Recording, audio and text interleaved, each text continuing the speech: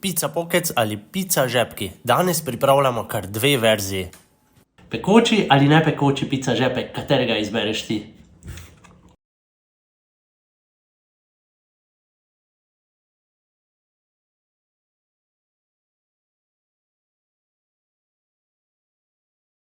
Pripravimo testo. V skledo stresemo moko, pecilni prašek, sol, grški jogurt in olivno olje. S kuhalnico premešamo in zagnetemo v gladko testo. Testo razdelimo na 2 dela, vsako polovico pa še na 5 delov, da dobimo 10 kroglic testa. Oblikujemo in postavimo na pekač.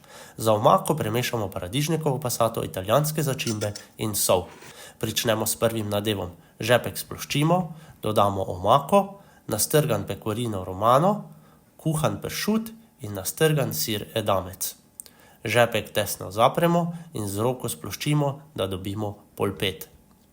Za drug nadev uporabimo paradižnikovo omako z baziliko, pečeno papriko, nastrgan pecorino romano, pikantno salamo in nastrgan sir edamec. Ta nadev je primeren za ljubitelje pekočega. V namaščeni ponvi pečemo 6 minut na vsaki strani, da se lepo zapeče. Še tople postrežemo, pa dober tek!